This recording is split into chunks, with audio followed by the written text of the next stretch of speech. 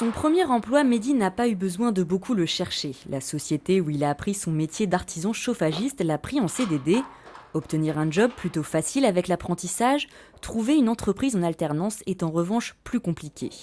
Les artisans sont soumis à de nombreuses réglementations, notamment sécuritaires. Prendre un jeune s'avère parfois plus une charge qu'une aide réelle. Il faut trouver quoi, parce qu'il y en a qui sont déjà pris, il y en a qui prennent pas forcément d'apprentis, parce que ça leur coûte cher. Il y a des choses, des fois, c'est assez technique.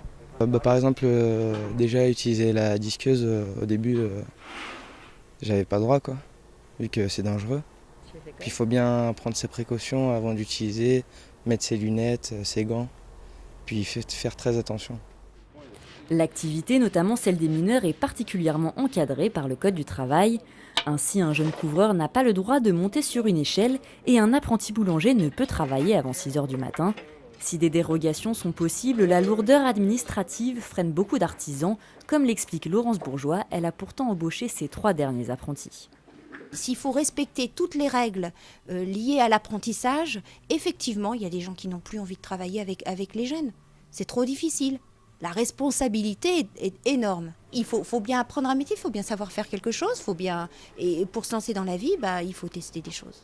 Des règles lourdes à appliquer, mais pas seulement. Le contexte économique explique aussi l'impopularité de l'apprentissage. Dans les Yvelines, les effectifs des salariés ont diminué de 22 et de 33% au premier et second trimestre 2014.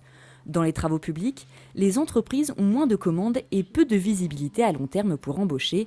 Dans ce cas, difficile de s'engager pour 2 ans avec un apprenti. On développe de plus en plus de contrats sur 1 an, c'est-à-dire sur des deuxièmes années. Donc on fait rentrer des jeunes en contrat de 1 an, de plus en plus. Je trouve que la demande a explosé ces 2 dernières années. L'an dernier déjà c'était significatif et cette année c'est énorme. Cet été, seuls 12% des chefs d'entreprise envisageaient d'employer des apprentis en alternance. Dans ces conditions, attirer des jeunes en centre de formation et d'apprentissage devient un vrai problème. Il y a 1 an, ces établissements enregistraient déjà une baisse de 3% de leurs effectifs par rapport à 2012.